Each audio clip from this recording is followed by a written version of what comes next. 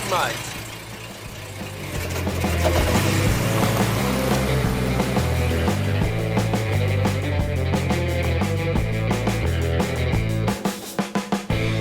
Welcome Internet to Jagmods. This video is brought to you by COVID-19. COVID-19, don't get any on you. Today's video is a little bit different. It started off as a screw segment on the up-and-coming carrier mounting video. Oh, Jesus. Again, seriously? But grew like a willy on prom night? It rhymes. No, it doesn't rhyme.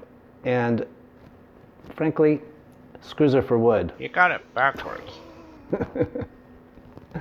This video is about fasteners on a Jag. Enough of that fabulous introduction, let's get down to it. Anyway, everything's fine threads. Belt adjustments, carrier bolts. What is this? Sway bar end links, sway bar mounting brackets, brakes, and this actually goes into castings. So yeah, everything is fine threads, and that's great because size for size, they've got better holding power than a coarse thread, and that's good. Besides, they're a lot easier to cut in hard metals. These are all tempered, so they're, I'm not saying that, they're hard. Oh my gosh. Anyway, so fasteners, yes. The downside to them is they gall. And yes, I find these things very frustrating, and I'm not talking about that kind of gall. It takes forever, to get one off. You just said that on the internet. Anyway.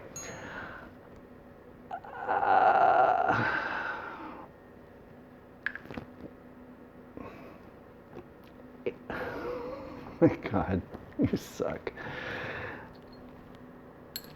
Just being hard to turn. That's basically galling. And it's just the metal bunching up and essentially doing its job in the wrong place.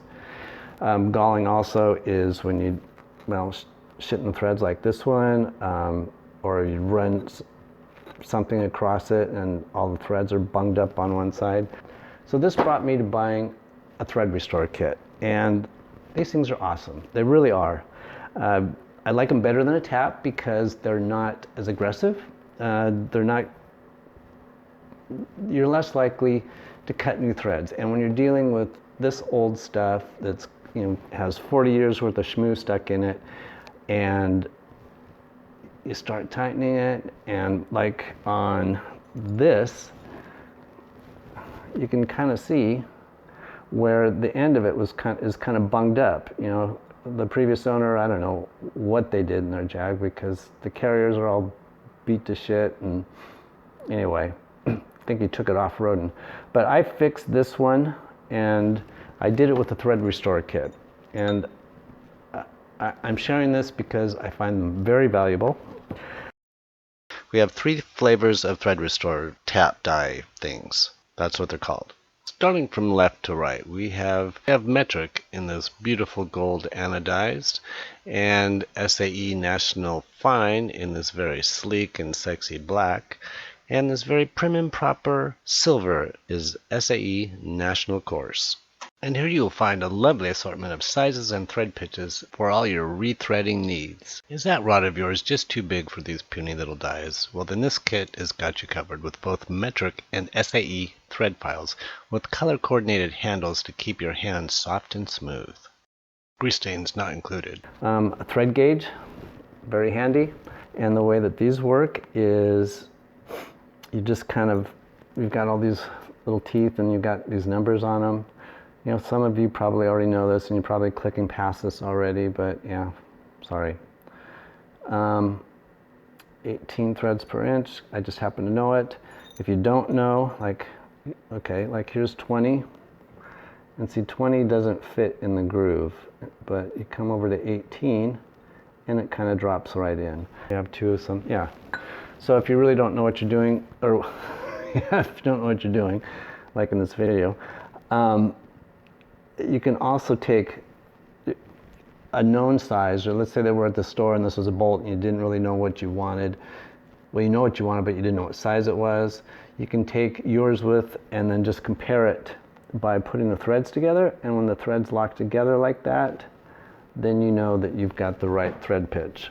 Anyway, the other thing that I do is I keep nuts, just regular nuts, and I I chase the threads with them just to make sure that I've got all of the nastiness out of the thread. So when I go to clamp this together, that I'm sure that it's going to be clamping in the right, it's going to provide the proper amount of torque. Because essentially the drawback to galling is the fact that you really don't know if you have the right torque holding this together, because you've got a bunch of crap stuck in the threads, which is preventing it from actually clamping down. And so I just take a regular nut and run it over the threads just to make sure that I've got all of it. Like there's a spot right here that's a little stiff, and I can actually see where the thread on this is a little messed up. So what do? Well, I can screw past it, so it's good enough for the girls I go out with. The other thing I do when I take these things out is I just take a wire brush and just kind of brush the threads, get the stuff out of it. I used to use a wire wheel on a drill press and then just kind of, well, that works great until you start dealing with these things and there's not much to hold on to. It grabs a hold of it, and I stopped doing that because I got sick and tired of getting behind the drill press and hang out with the spiders and the spider webs, fishing the bolts out that I just rocketed into the wall behind the drill press. So wire brush, and the other thing I do is I use Brake Clean. Brake Clean is awesome. It is my go-to cleaner. It is seriously toxic, so just keep that in mind. And no, that's not why I like it. So I'll squirt it with a little Brake Clean. I'll brush it. I'm in the kitchen. I'm not going to squirt it in the kitchen. My wife would kill me. And after I'm done with that, I'll run a nut over it. And just kind of see how it fits. Well, it's a little tight. So I'll then take my die.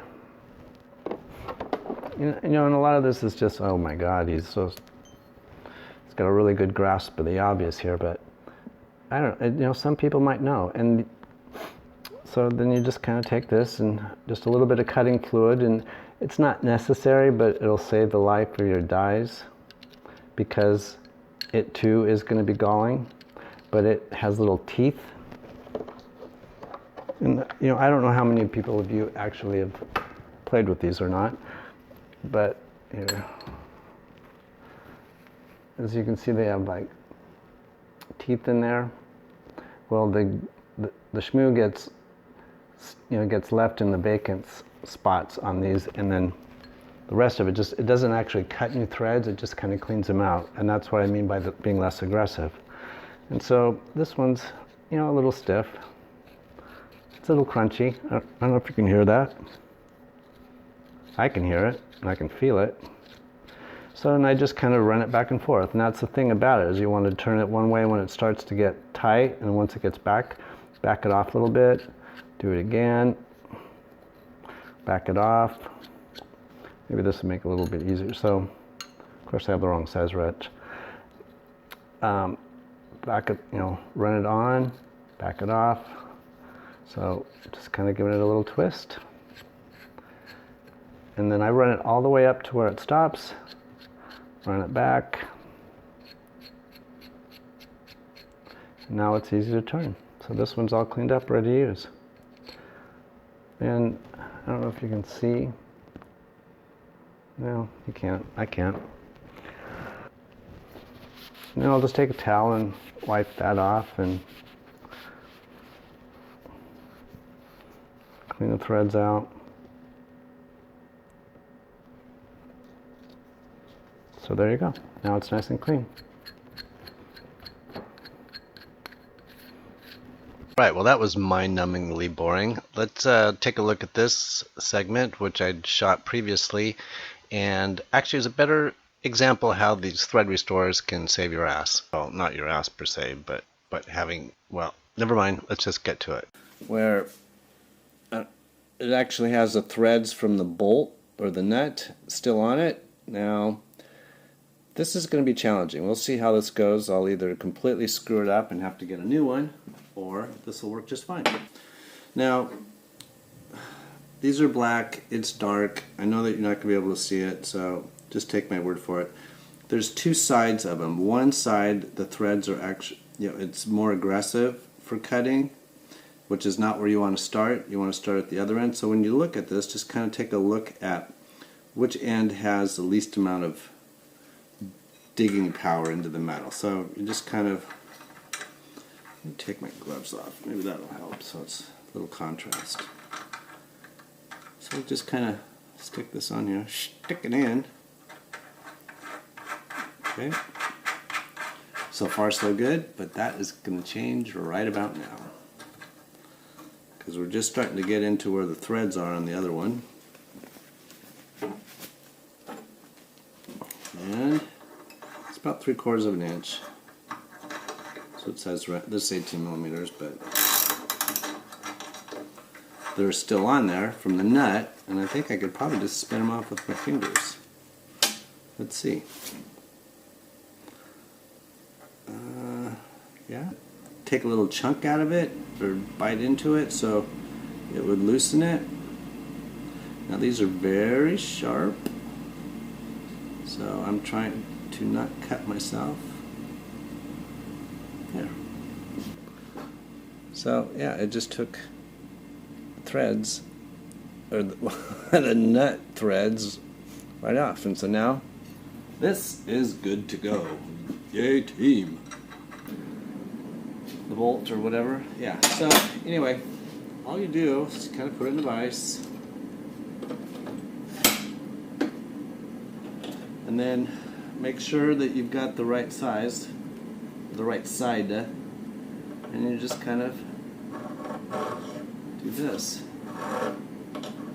and then cleans all the crap out. And like this end was really chowdered, so you just kind of put it in, give it a twist,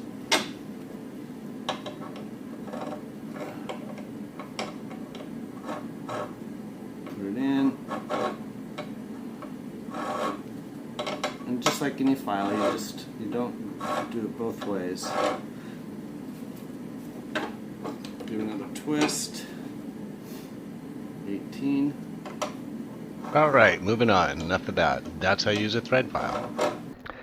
So then when you're putting this thing together, and the other thing I'd like to recommend is Spermatex Anti-Seize. This stuff is awesome, and I would definitely recommend it for anything that you're not using lock nuts on. It'll prevent galling, and it's kind of like Astroglass. On the internet, again. Shut up.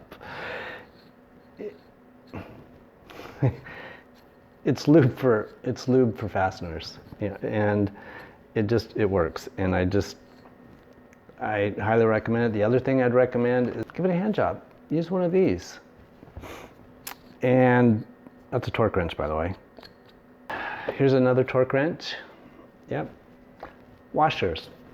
Now I kind of ran across these because I'm not a big fan of the big split washers, and so I use these. These things are awesome. They're like a Nordlock, which are like two washers that are cammed and hugely expensive.